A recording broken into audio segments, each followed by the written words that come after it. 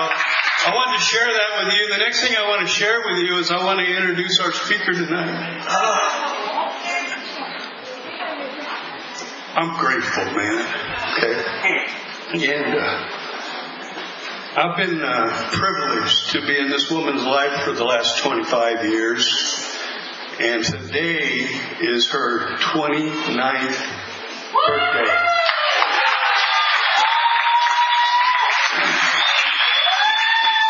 So I want to invite her up so I can give her a good old NA hug. You can. And I have a chair. Jerri G.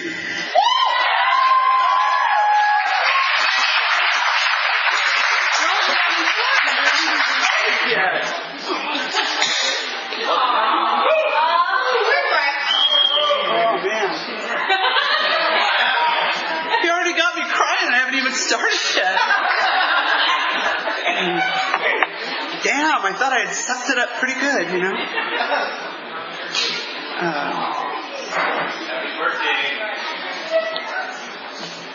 I'm Jerri, I'm an addict. Oh, man.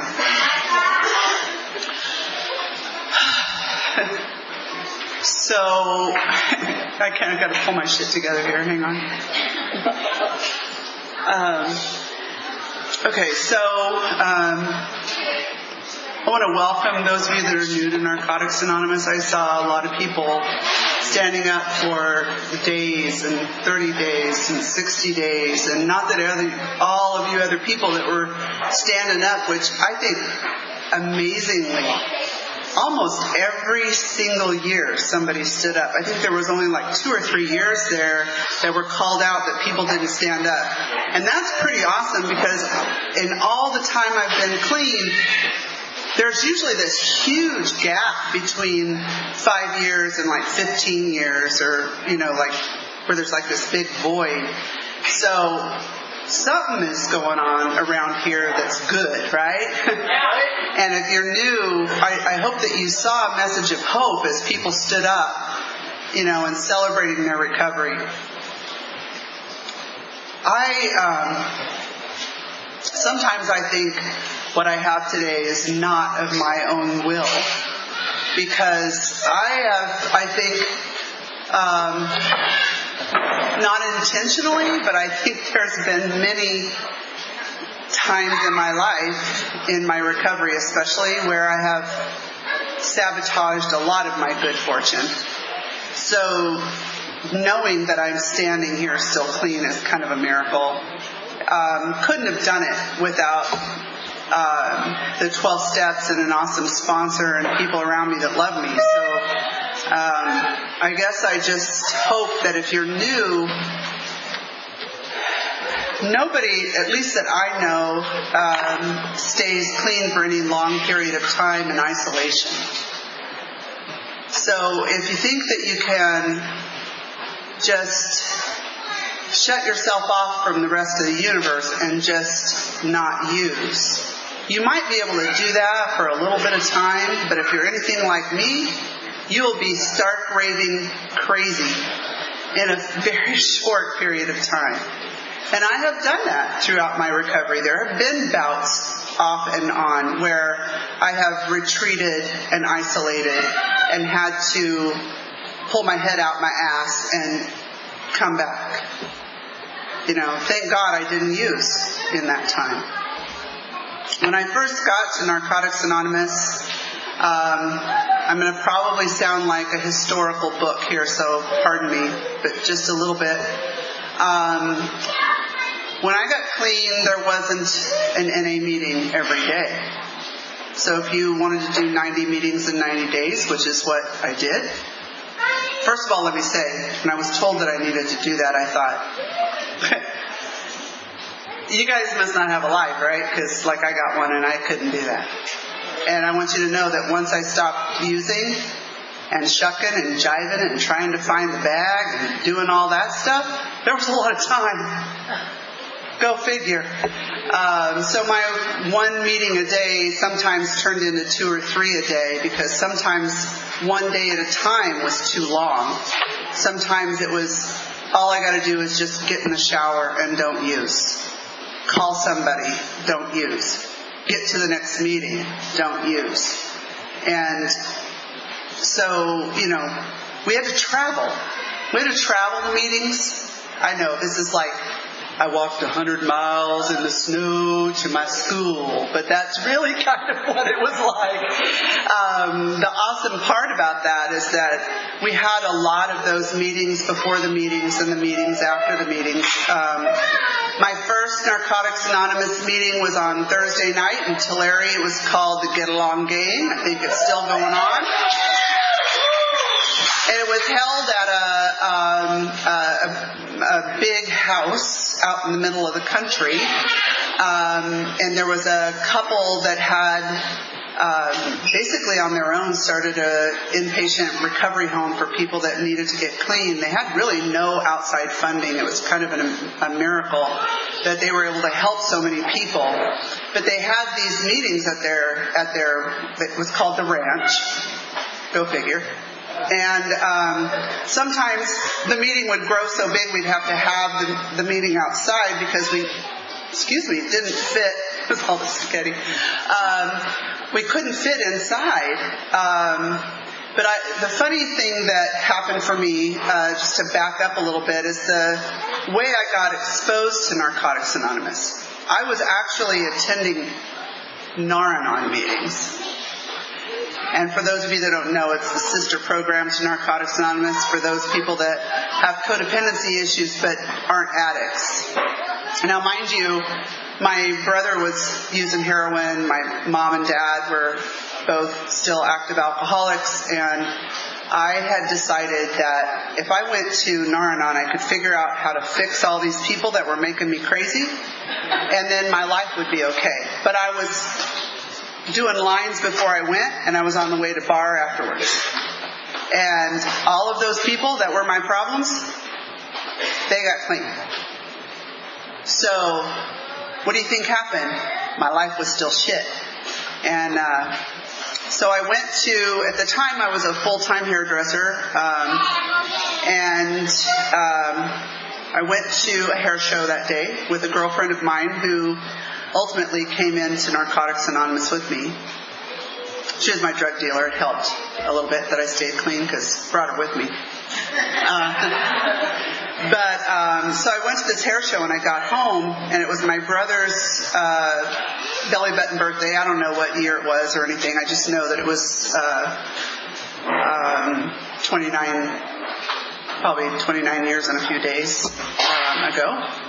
And all those people that were my problems, they were all okay. And I was pretty toasted when I walked in the door, and honestly it was a way out of them looking at me that I said, hey, why don't you take me to one of those meetings? Diversion tactic. And so my brother said, well, there's one on Thursday night we'd like to go to if you want to go to that, blah, blah, blah. Now, I had to then tell my parents that I was going to go to a meeting, and they thought I was crazy because, I wasn't the one that had a problem. See, because I had played the role of the golden child in my family most of my life. And so my mom was like, why are you going to another meeting, And I said, well, I'll probably find me some nice guy that's clean out there. I know, you guys are all laughing. I know, it's funny. I know, it is funny. But at the time, I thought that was an opportunity. And so I came to my first meeting really because I just wanted the attention off of me. And when I got to that meeting, it was a house, so I rang the doorbell. And, it was a meeting. Like, you don't ring the doorbell. So my brother's like, oh my God, who's that effing newcomer? And there's his sister, I was welcomed by some awesome people that I remember sitting in that room they were folding plastic chairs, best I could remember. And I remember feeling like if everybody was looking at me that I was probably visibly shaking. But the truth is I think that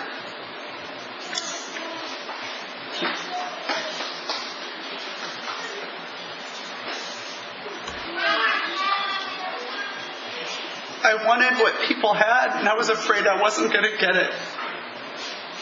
I wanted to be accepted, and I was afraid I'd be rejected.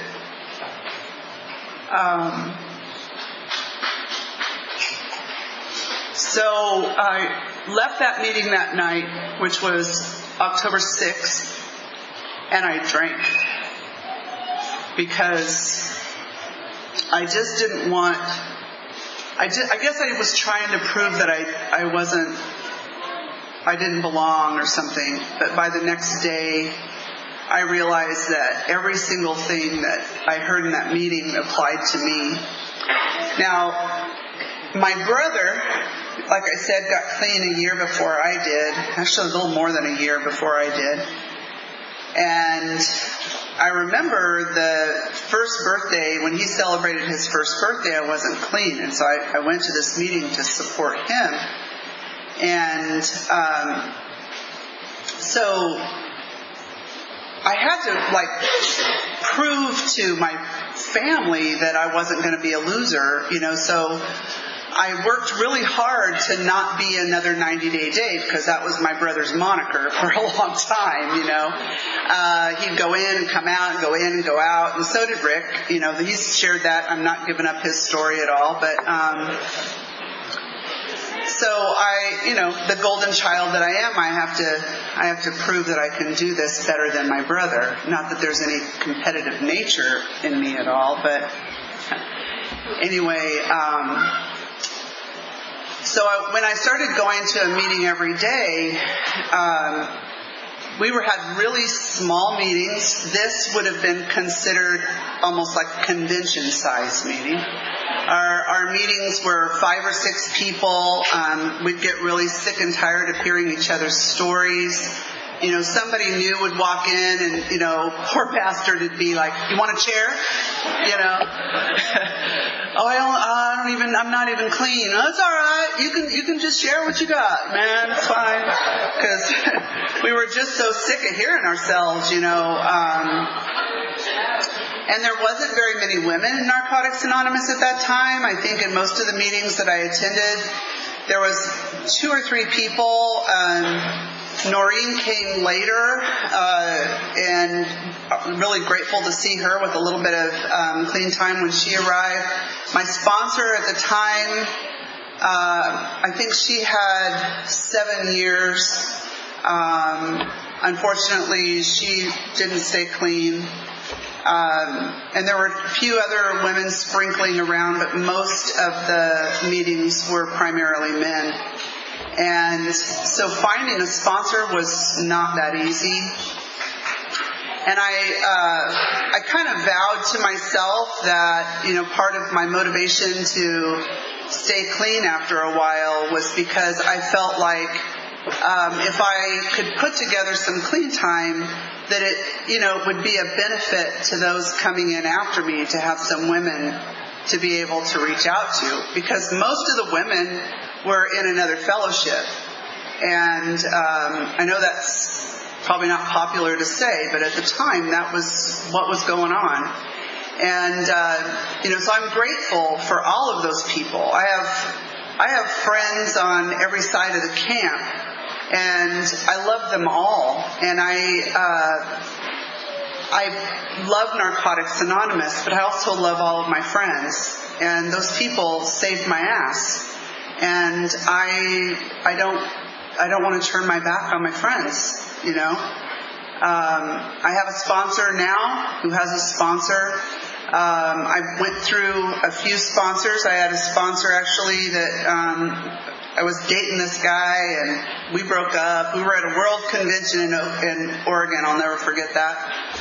And I won't give you all the details because it'll just bore you to death. But basically what ended up happening was, on the way home I thought, one of those Holy Mother of God, what have I done kind of relationships, and here I am in a sea of addicts, and I get on the phone and call my sponsor because I think she's going to save me, and it's not the sponsor I have today, but she chose his side. When I got home, I was shunned, and I wondered, what am I going to do, And I remember it was the first time really in my recovery. I had 2 years, and I remember thinking, I really was thinking about getting loaded. And I was coming from Porterville, which is kind of poignant that I'm here. I was coming from Porterville, and I got to that corner there on Lover's Lane and Caldwell, where, you could either, for me, I could have either gone straight and gone home, or I could have turned left and go to the bar.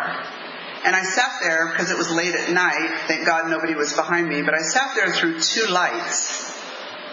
I was listening to Mariah Carey, and I was sobbing, this is it, and then all of a sudden I just realized I don't have to give my power over to anybody ever again. I am not going to let this take me out. Because I wasn't the person that did something wrong. I hadn't violated anybody else. And I didn't have anything to be ashamed of. And then I started to get angry. And I don't know, there are times when anger is my best friend. It sometimes gives me the fuel that I need to put my foot down and stand up for what I believe in. And in that particular time, it saved my ass. That is how I met my sponsor today. She was going to be a speaker at something that was happening in Tulare, and they needed somebody to pick her up. And so I get a phone call. Hey, our speaker's at the Kentucky Fried Chicken. With this girl that's with her, and they don't know how to get to the place. Will you go over there and meet them, and so they can follow you to the meeting? And I'm like, okay. And so I get to the Kentucky Fried Chicken, and okay, first of all, I am totally intimidated. I'm thinking, oh, Holy Mother of God, this woman is been clean for so long. I don't even know how to have a conversation with her. And what ended up happening is, and if anybody knows my sponsor, there's not a disingenuous bone in her body. And, she was just so warm and welcoming and talked to me like I was just any other person, Okay, duh, that's what we do, right? But it just speaks a little bit, I guess I'm sharing that with you because it speaks a little bit to my self-worth. And how I tend to, even today, have negative thoughts about who I am and how I'm perceived. And there are still many times that I'm surprised when that isn't what I'm greeted with.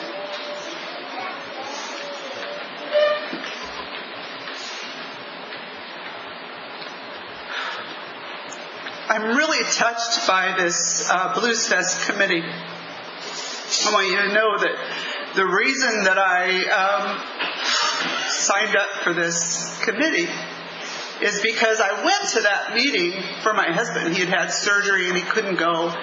And he was going to try to get himself over there to open the door. And I'm like, you ain't fucking doing that. So I went to the office and opened it up, and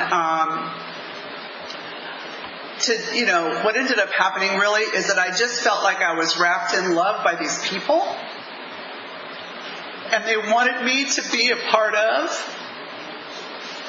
And it touched my heart so much I couldn't not. And I have to tell you that there's many times in my head I think, run! I still have those times where I want to run. And a lot of it has to do with, I think that the older I get, the more sissy lala I freaking get, man. Like all my game is like completely gone. There is no hustle left, you know, and I know that's what we're all supposed to be looking forward to, but I gotta tell you, at times it's like really uncomfortable. Because I feel like sometimes my feelings are having me instead of the other way around. And I've been really emotional this whole month, you know.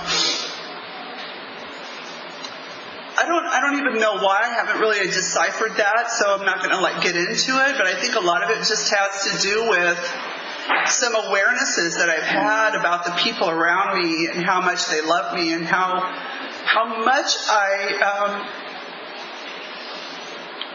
I rejected that and really ripped myself off from not having what I needed. So when they asked me to speak tonight, I was like, well, I'd really be more comfortable if you would have 2 or 3 people that were an option and y'all could vote on it. And I'm like, okay, you know. And then we came back for the next meeting and they're like, we still need a speaker. And I'm sitting there going, oh my God. But how can you say no to a program that saved my life? So some of the things that have happened in my recovery, oh my God, there's been so many. There's probably not enough time, but I'll hit some of the highlights. So we're living in this house. My mom, my dad, my brother, myself, my son, my nephew. And very soon thereafter, my now husband, Rick. He was parolee at large and needed a place to live, and we took a 2-minute vote. In fact, I don't even think I was there for the vote, honestly. And my brother said, you know, he's a really nice guy. He's going to end up going back to prison if he doesn't have an address. And so my mom said, sure, you know, tell him come on over. Well, then she got a call from his parole officer asking her if there were any firearms in the house. She got off the phone like, oh my God, who did you invite over here to stay? You know. What ended up happening, though, I have to tell you, is that my mom and dad adopted my husband. They adopted him so much that they really had a hard time with us getting married, because my mom said, I don't know how I feel about you marrying him because he's like my son. And I said, but he isn't, Mom.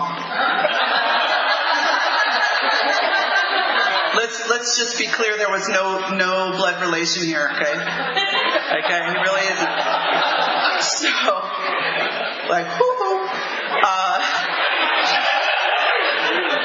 And I got to tell you, I was kind of weirded out about it too a little bit, because my brother always had this rule that I was not to go out with any of his friends. You know, I don't know if anybody else that has a big brother, but it's sort of like this cardinal rule. The downside to that is I grew up most of my life thinking I was ugly, because I never really went on a date with anybody. All of the guys became my brothers, you know. And so I guess that's a good thing, because then I, really didn't have a ton of ego about what I looked like, but it kind of bruised my ego a little bit, and wondering how come everybody else has a partner? And so then when Rick and I started dating, actually we didn't even know we were dating in the beginning. We liked to NASCAR races, and so we went to a race, and he bought my ticket, and I was like, well, that's kind of weird.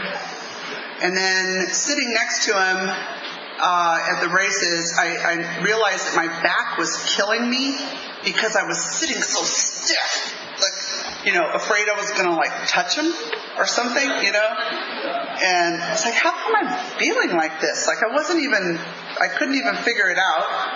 So fast forward, a few months go by. I don't even remember how long. And this is when he was driving his dope-fiending truck. I think it was a Datsun, or was it a Toyota? Can't remember.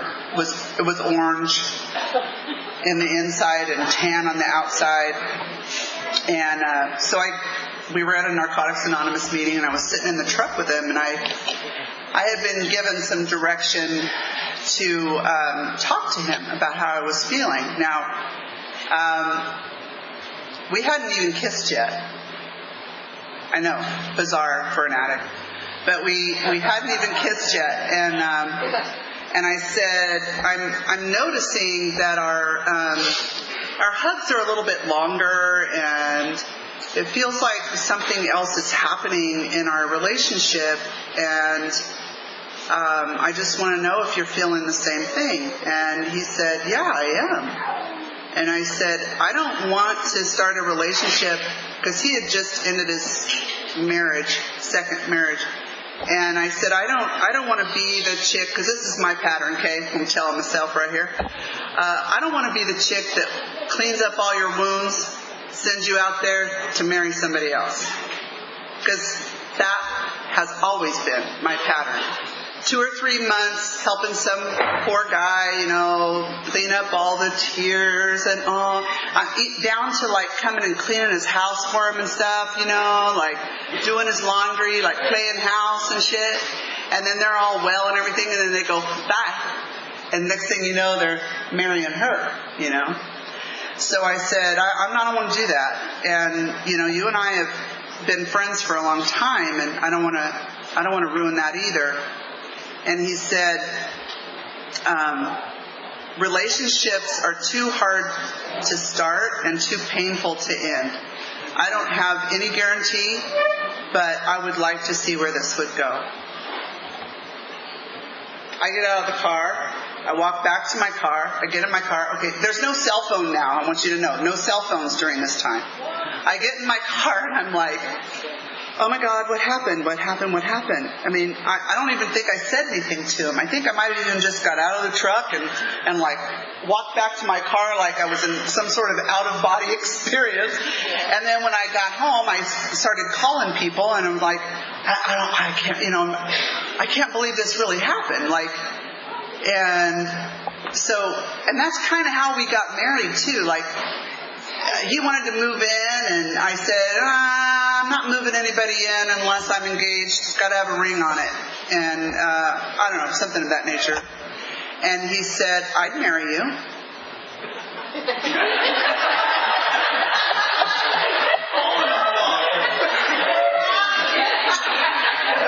So I let that fall on the ground, and I'm thinking to myself, was that him asking me to marry him? So I had this like dope fiend mind all night long. Oh my God, what did he mean by that? And then I'm on the phone. I call him and oh my God, that's what he said. What do you think he meant? So the next night, I was still doing hair, like I said, and he called me at the salon, and he said, let's go out to dinner. I'm like, okay. So we go to Sizzler for dinner. And across where we were sitting, I have to, you just picture this. There's like, okay, probably they were my age then, but there were these two old people sitting across the aisle. I'm thinking now they were probably 80, but they were probably my age, And I said, did you ask me to marry you? And he goes, well, did you say yes? And these people over here are laughing. Like, they're just like, we were like their comedy show, And I looked at the girl, the woman, and I'm thinking, and I don't even know her, but I'm looking at her like, are you hearing this right now? And I said, come on. What? He said, well, yeah, I want to marry you. I'm like, okay. Still, get in the car. My head's going, what really happened here? And that kind of happened, that was kind of the same kind of out-of-body experience that happened for the biggest part of the beginning of our relationship. We had premarital counseling, and the therapist said, have you ever talked about your sexual boundaries? And I said, what's that?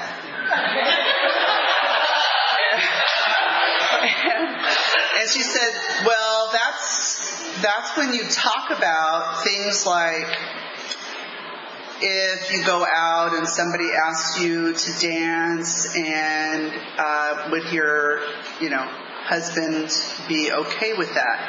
If somebody arrives at your home and he's not there, would it be okay if you let them in? If you go to an event and he's not there and you go with a group of people to eat, or, those kind of things. I'm like, oh no, never talked about that. Now, the other part is to talk about what you're comfortable with in terms of your body. That was exactly how I looked at her. Because, okay, Rick and I got a Cosmopolitan one time.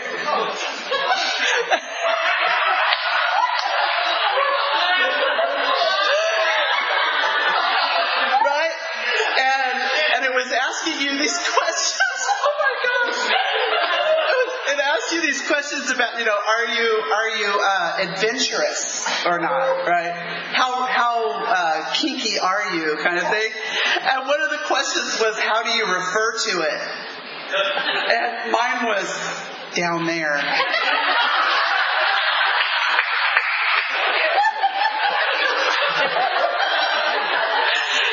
Okay, I've come a long way, just so you know. But that conversation, I have to tell you, from going from down there to talking about what I'm comfortable with, what I'm not comfortable with, things you like, things you don't like that was never anything I did ever.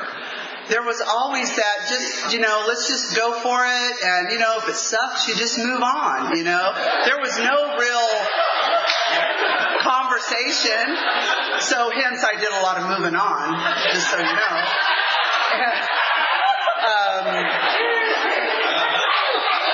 And, okay, honey, pound your chest a little bit. This is why I'm still married.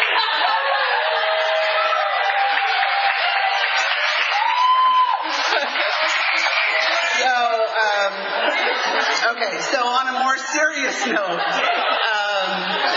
oh my God, I'm blushing. So my son was 12 years old when I got clean, and so when my husband and I got married, he was a senior in high school. And I had this idea that I was going to have a dad for my son. And I want you to know that it's not really realistic to think that your husband is going to be a father figure for a boy who's getting ready to move on and move out of the house. He is already at a place, just, to give you a heads up, this was my experience. He was already at a place where he wanted to be independent. So, being like in this little family I was trying to create was really not in his radar. And so there was a lot of dissension in our house. I felt like I was the person in the middle all the time. I have my son, who is my best friend, my son, the kid that's been with me my whole life, and now I have this husband, which, you should know that I had been divorced my son's entire life from the time he was 2 months old. So being in the middle of that while they're both pissing on trees was pretty difficult. And I kept trying to make them be like bonded, but they really, it wasn't in my power. That did happen eventually. My son calls my husband his dad. He doesn't have a dad, a biological dad. In fact, he never met his father. And his father actually died 2 years ago, and my son didn't even know it. So, that has been kind of a issue in his life. So my father was my son's father figure. So when my dad passed, my son also felt like he lost his dad. So then here comes my husband, and he feels like he's being disloyal to my father by letting my husband into his life. So, that was, I didn't even realize that that's what was happening, but that is what was happening, which is one of the things that happened in my recovery. My father got diagnosed with brain cancer. I had about 9 years clean, I think. And I was working actually over here in Porterville and driving back and forth from my work over here to the hospital over there, and it was pretty horrible. At the time, I would have told you that I was much closer to my father than I was to my mother, and it devastated me when my dad died.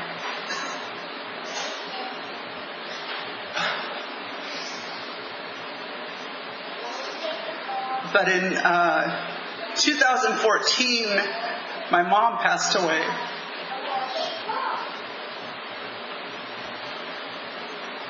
What ended up happening was between the time my dad died and my mom died, she was like my best friend. So I didn't just lose my mom, I lost my best friend. I mean, we talked on the phone every day, I think I have a lot of her personality. She was real, kind of a clown and silly and had a great sense of humor. I know I'm bragging about myself right now. I just realized that. But I love that about her, that nobody was a stranger, and she loved recovering people. She was an advocate for people in recovery. She died sober and clean over 20 years. My father died clean over 20 years, and neither one of them went to meetings other than the meetings that they came to for me and my brother. They read the book. My dad especially had a spiritual awakening just from reading the book. My mom read the meditation book every day in the last 2 years of her life because she was in a lot of fear. She kept having strokes, and they were just bad enough that she would remember that she had them. And so she used that meditation book every day to deal with her fear of dying. And so, when we talk about Narcotics Anonymous saving our lives, I guess I just want you guys to know that, the stuff that we learn about how to live, it transcends everything.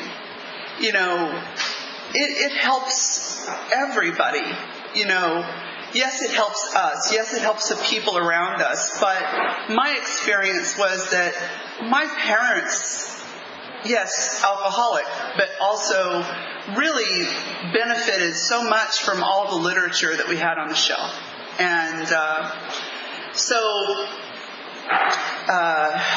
about 5 or 6 years into, no, not even that long. It was less than a year into our marriage. My husband was diagnosed with hepatitis C. And at that time, they told him, he'd probably need a transplant between 5 and 10 years. Went on the alpha interferon, which was horrible stuff. It was the first treatment for hep C. And I watched him for over 6 months basically look like he was in heroin withdrawal. and sick all the time. And I felt so awful because I kept urging him to go to the doctor and get a physical because we had just gotten married. And I said, I think you should find out if you're okay. That was during the time where a lot of people were going to get tested for AIDS. And I said, we're married. I think it might be a good time for us to do stuff like that for each other, And so then the hepatitis C went away in the first 3 months he was on the medication, but almost immediately after he stopped taking it, it came back. And his viral loads was in the multi-millions, and he just said, I'm never doing that again. And so I put that back in my memory banks back here, but for a lot of the time I lived in a lot of fear. For those of you who've been around here for a while, you know that a lot of people have been taken by that disease in this fellowship. And there was a lot of people dying. And we were living in this condo, I think, at the time. And I said, I really want you to reconsider being treated again because people are dying. And I don't want you to die. And so he reconsidered. We went to UCLA, and they did a full exam on him, and the doctor said, I think you need to have some other tests run, because in this particular situation, they set you up for a transplant in case you need it. And they noticed some things that were kind of alarming, so they sent him for some other tests, and one of them was to a cardiologist. And it turned out he had a 98% block in his descending aorta. And he was all, but there's a blues fest this weekend. I'm like, are you serious? Yeah, he was serious. So they ended up having to put a stent in and open up his arteries, and there was I think they put a couple in, and then a year or two later they started to close, and they had to put a stent in a stent, So there's been this having to turn it over to a power greater than myself over and over and over again, not just in my own life, but for the people around me.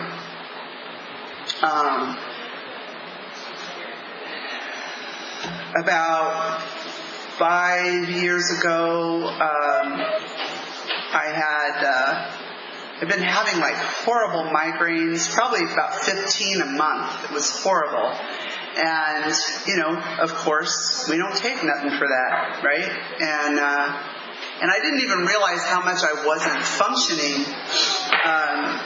But then I had some tests run and found out that if I didn't have neck surgery, I quite possibly could be paralyzed. And so I ended up having neck surgery. They fused 4 of my discs together, and it was pretty horrendous surgery. Worst pain I ever felt in my life, more than childbirth, which, since I only have one son, you can tell it was pretty bad. So I recovered from that, and a couple years later, went in for some routine tests, and in that test, they found cancer. And my doctor came to me and basically said I was going to die. And that's the short version, but that's pretty much it. And Rick and I went through, I would say, the most difficult time in our marriage and in our recovery. When you talk about doing something one day at a time, when you've been given that diagnosis and you're waiting for a second opinion, it's more than one day at a time. Sometimes it's a minute at a time. and relying on prayer and meditation and phone calls to my sponsor and slinging snot in meetings, and finally went to Stanford and found that, yes, it was cancer, but ultimately in the end it was early detection and I wasn't going to die. This was the doctor's still on my 4th step. So I guess I just want to say that every single step of the way, whatever life seems to dish out, the main constant thing has been turning it over to God, letting go of control, accepting the outcome, letting people in. That's always a big one for me.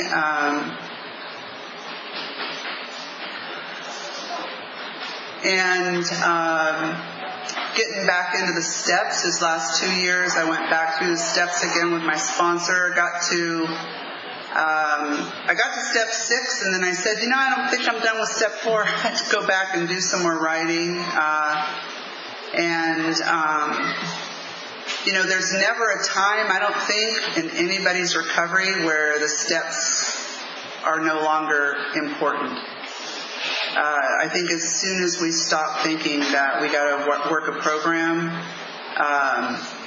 for me, I think it would be if I decided that I wasn't going to work a program, it would be because I was deciding to walk out. And so if you don't have a sponsor, this is just old school, okay? In fact, I think somebody got a basket over here. My friend Ray might have brought it, I think. It's old school work the steps or die basket over here. And so if you don't have a sponsor, or you have a sponsor you're not using, you might want to make some changes to that. Or if you don't feel like you have the right sponsor, then you need to get one. And start following direction, because my best thinking got me in a lot of messes, and still today gets me in messes. So I don't know if I'll ever be done working a program. I guess my biggest goal is to die clean and with some kind of dignity. And I want to be thought of as somebody that shows love and compassion to people around me. There's been times in my recovery where I wasn't that loving and compassionate. In the step work that I've done recently, I realized that a lot of my acting out in probably the last 5 years was a lot of fear. Fear that I was just like when I was new. Fear that I was going to be rejected. Fear that I wasn't going to fit in. Fear that I was going to die. Fear that my husband was going to die. Fear that I was going to lose my house, lose my business, lose my friends. And I had to finally kind of get to a place where I can't live in fear anymore. I just want to love people, and I just want to be loved. And I don't think that's anything that anybody in this room doesn't want. And I didn't find it out there using, and there really isn't anywhere for me to go. So that means I gotta do the work so I can stay. And I hope that, whatever I said, I don't even remember what I said, half of what I said. But I hope that something that I said tonight might have touched somebody to not want to get loaded today. And if you haven't been working a program, I'm hoping something I said today motivates you to work it. So many wonderful people before me gave me love and kindness for no other reason but because they loved me and they wanted to be clean. And I think that's the least I can do for the people around me. So I think I've said all I want to say. Thanks.